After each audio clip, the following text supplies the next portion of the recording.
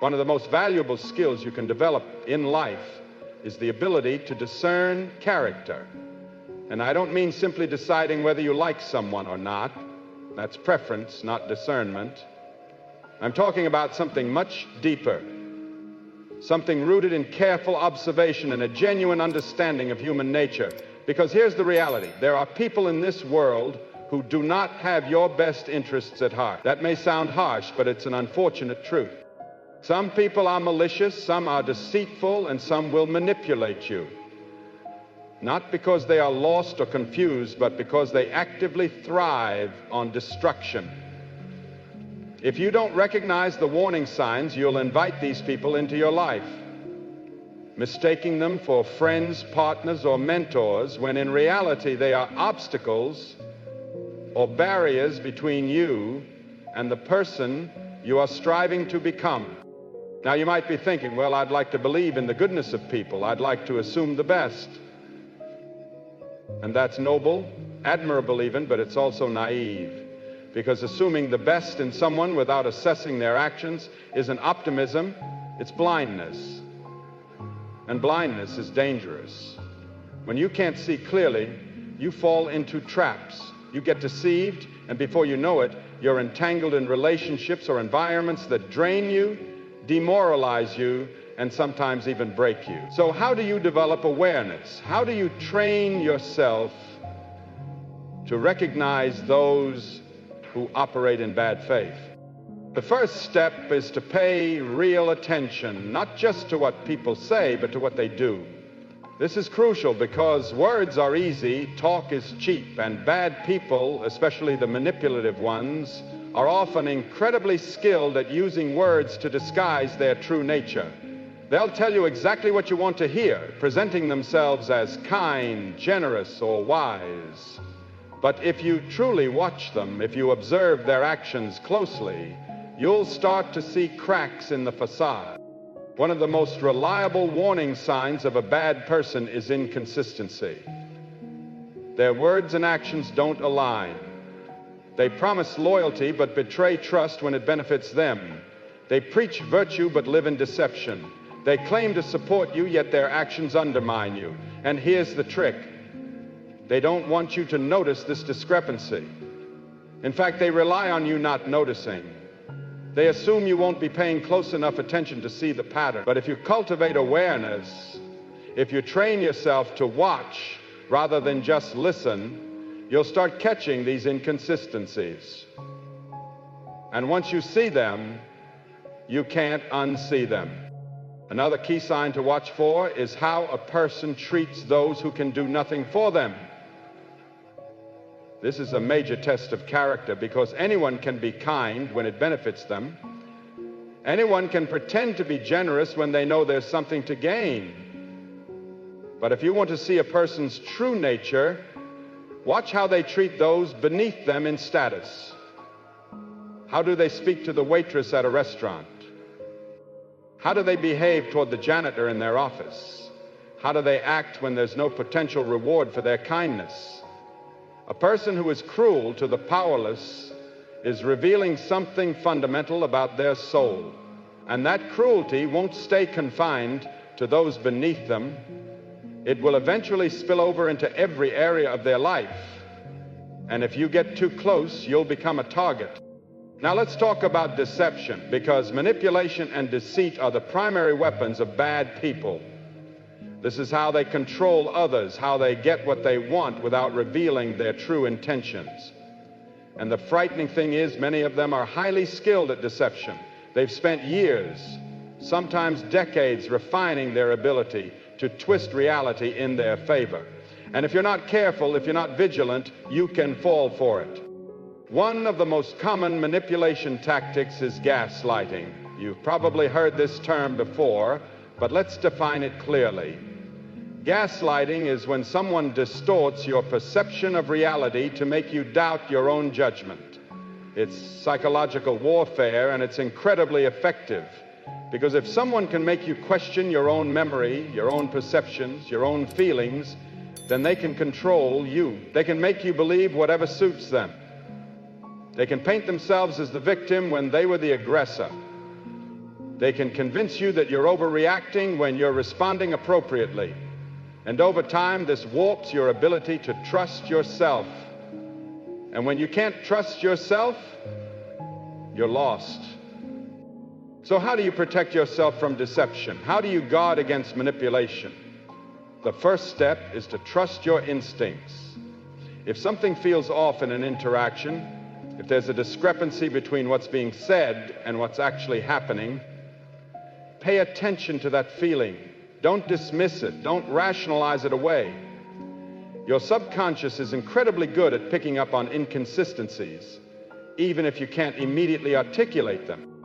The second step is to ask yourself, does this person make me feel confused?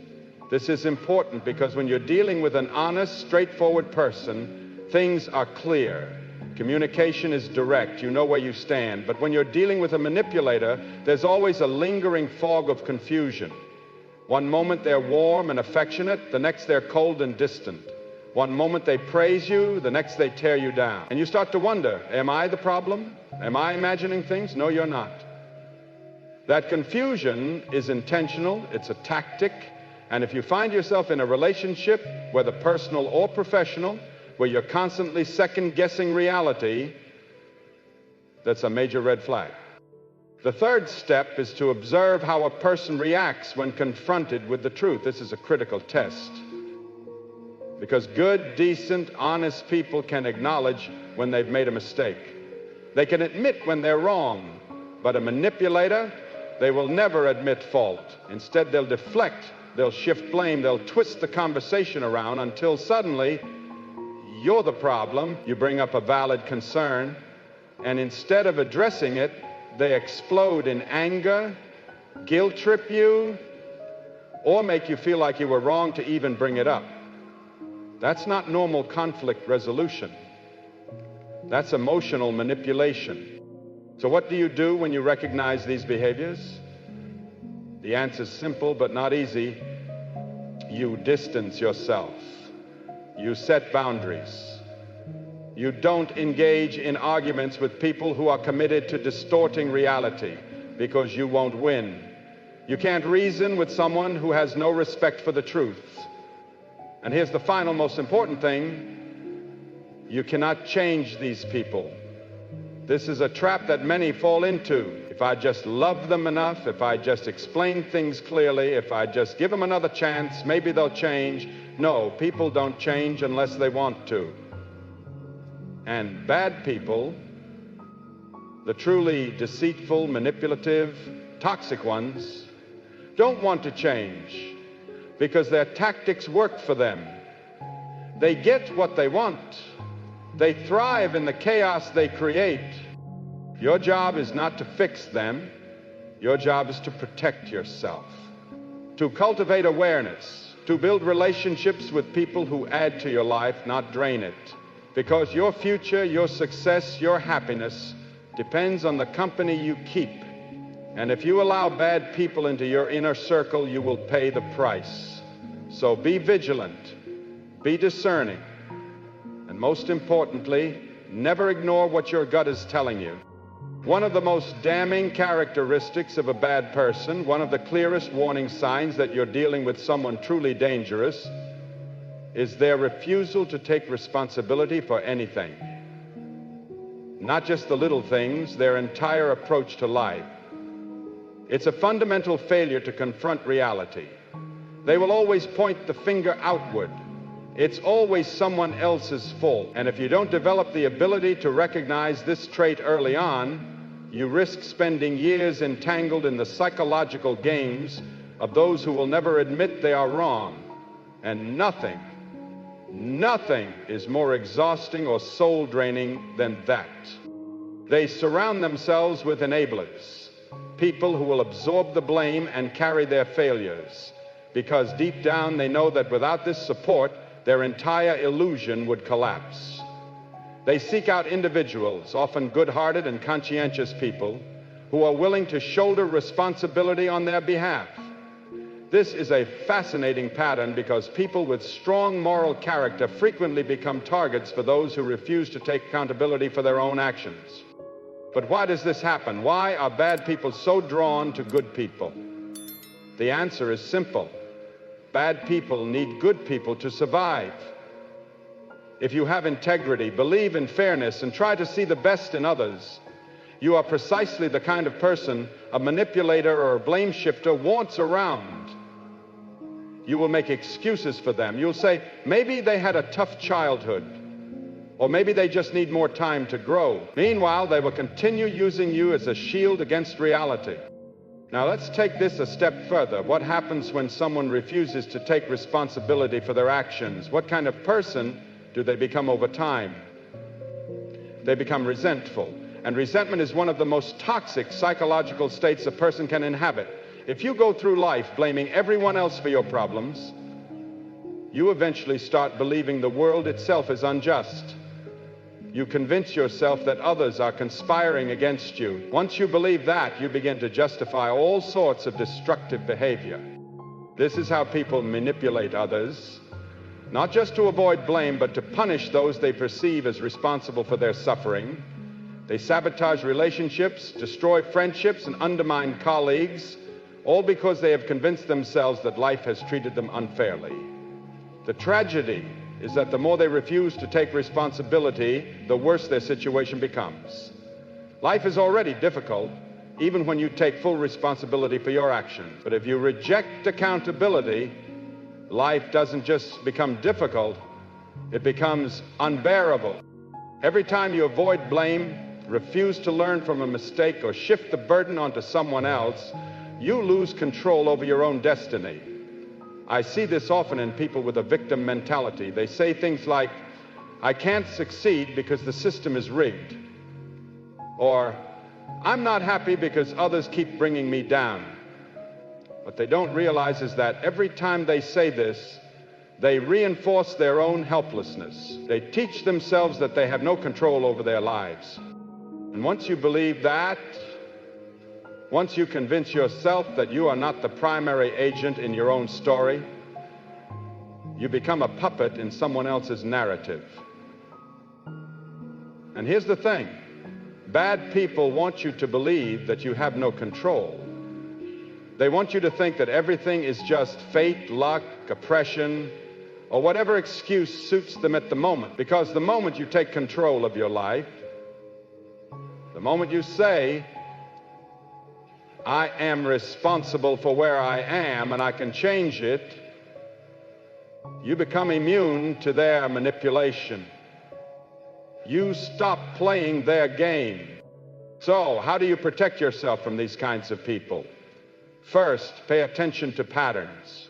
If someone in your life always has a reason why nothing is ever their fault, that's a massive red flag. If every time something goes wrong, they immediately look for someone else to blame, you need to be very careful, because if you're not, you will become their scapegoat. Second, hold people accountable. Don't let them rewrite history. If you see someone twisting the truth, if you see them avoiding responsibility, call it out, at least in your own mind. If you don't, you will start to doubt your own perceptions, and that's exactly what they want. They want you confused, second-guessing yourself, because the more uncertain you are, the easier you are to control. And finally, take full responsibility for your own life. Don't wait for permission to succeed. Don't let other people's excuses become your excuses. Because at the end of the day, the only thing worse than dealing with someone who refuses to take responsibility is becoming someone who refuses to take responsibility. And if you're not careful, if you let these people influence you for too long, that's exactly what can happen. Be vigilant. Watch for the signs. And never, ever let someone else's lack of accountability drag you down with them. One of the most dangerous and insidious traits a person can possess, one that often hides in plain sight, is envy. It is a quiet, corrosive force. It doesn't announce itself. It doesn't come with a flashing sign saying, "Here I am, ruining everything good in your life." No, it festers in the background. disguised as a concerned friend, a helpful colleague, or even a loving family member. But beneath the surface, it seeks to tear you down. And here's the thing, truly destructive individuals are full of envy. They can't stand to see you succeed. They can't stand to see you grow. In their mind, your success is a direct attack on their failures. And this is where resentment comes into play. Envy alone might just be a private, bitter emotion, but resentment, that's a weapon. That's when a person starts thinking, not only do I wish I had what you have, but I also think you don't deserve it. And if I can't have it, let's connect this to what we've already discussed, awareness. Recognizing the traits of bad people before they infiltrate your life is crucial. And envy is one of those traits. If you don't catch it early, it can poison your relationships, your confidence, and your ability to move forward. We talked about manipulation and deception. Well, here's how envy ties in. People who are envious of your success will never admit it directly. That would require honesty. Instead, they disguise their resentment as advice or concern. You've seen this before, haven't you? You tell someone about an exciting goal or project, and instead of encouragement, they plant doubt in your mind. Oh, that's a really competitive field. Are you sure you're cut out for that? Or, you know, most people fail when they try something like that. I just don't want to see you get disappointed. They say these things as if they care about you, as if they are trying to protect you, but they're not. They are trying to keep you small. They see you climbing and they feel threatened, so they pull you back down to where they are comfortable. Now, you might think, maybe they don't mean any harm. Maybe they're just being realistic. But ask yourself, would they say the same thing to someone else? Would they react the same way if it were their own success on the line? The truth is, people who struggle with envy often have a pattern. They only discourage those they secretly see as competition. And then there's accountability. As we discussed, bad people never take responsibility for their shortcomings.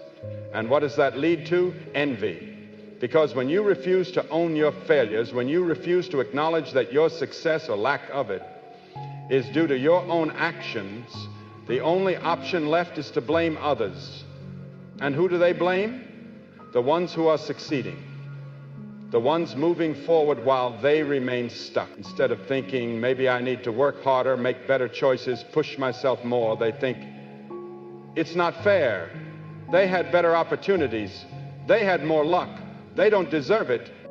When resentment builds, it doesn't just stay inside a person. It leaks into their actions, their words, their interactions with you. And that's where envy turns into sabotage. Sometimes it's subtle. Passive-aggressive comments, dismissive attitudes, a lack of support when you need it most. Sometimes it's direct, spreading rumors, trying to discredit you, working against you behind your back. And the worst part, if you're not careful, their envy can start to infect you. If you let them plant seeds of doubt, you might start questioning yourself. Maybe they're right. Maybe I don't deserve this. Maybe I should hold back, not try so hard, not dream so big. Don't let that happen. But that's exactly what they want. They want you to shrink, because if you do, they won't have to face their own failures. If you stay small, they can remain comfortable. Now, let's flip the perspective, because there's a lesson here for you too. And this part might sting a little. Ask yourself, are you harboring envy toward others? Do you secretly resent someone else's success? If so, you need to address it immediately. Envy is poison. If you don't root it out, it will destroy you from the inside out. The right response to seeing someone succeed isn't resentment. It's learning.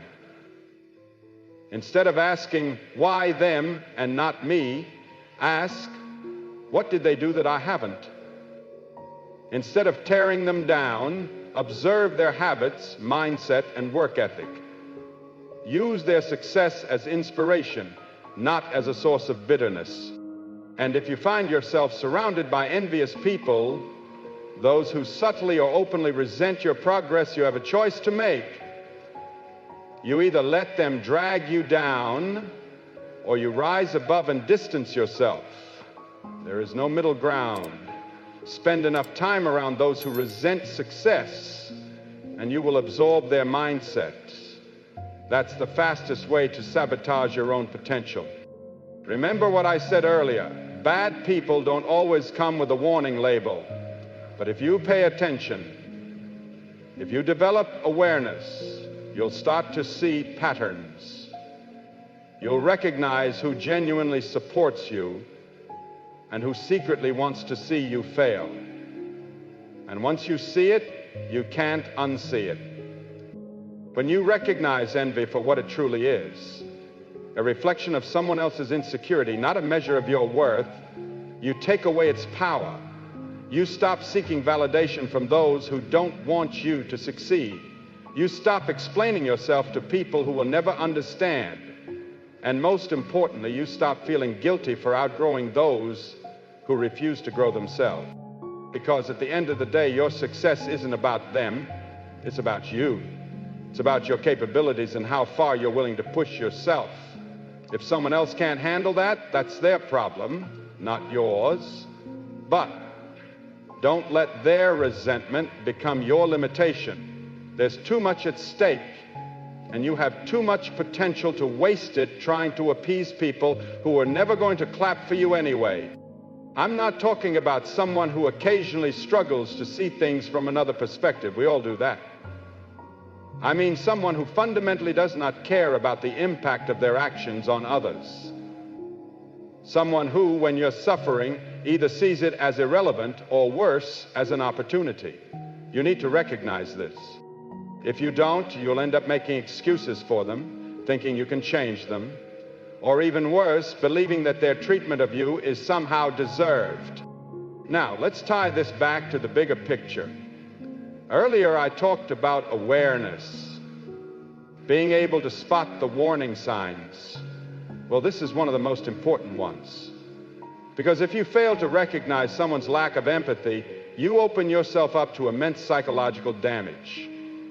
People without empathy don't just accidentally hurt others, they do it systematically, without remorse and often in ways that aren't immediately obvious. How does that work? Go back to the second key point, manipulation and deception. A person who lacks empathy is often a master manipulator. Why? Because they don't feel the moral responsibility that you do. They don't experience guilt or shame the way decent people do. If they lie to you and you catch them, they don't feel bad about it.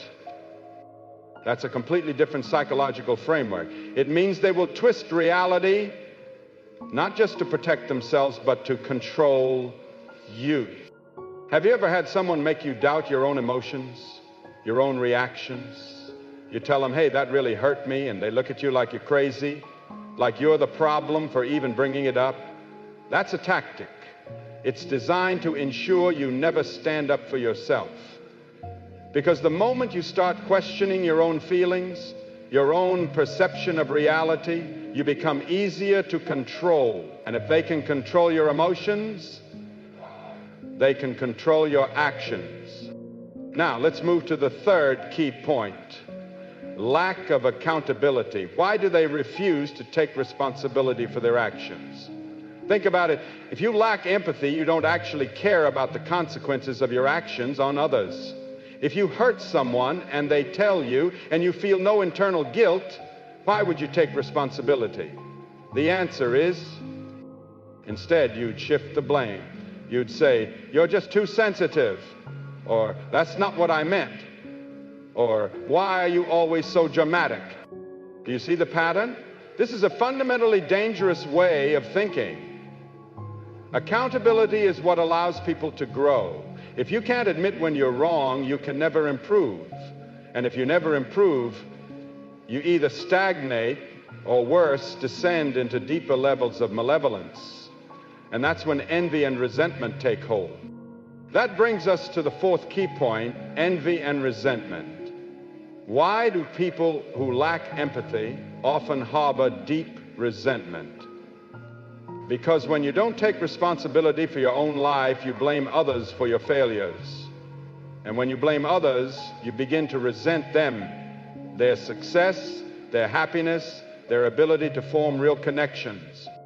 That's a toxic cycle. It doesn't just destroy their own life, it poisons everyone around them. And the prophet that has to respond to live. But have you ever had someone in your life who simply could not be happy for you? Who, whenever you accomplished something great, found a way to downplay it? Or worse, made you feel guilty for it? That's resentment. That's someone who sees your progress as a personal attack. And the worst part? It's often the people closest to you, friends, family, colleagues, the ones you expect to be your biggest supporters. But here's the harsh truth. Some people would rather see you fail than face the fact that they've done nothing with their own lives. And now we return to empathy. Because when someone lacks empathy, they don't just feel resentment. They act on it.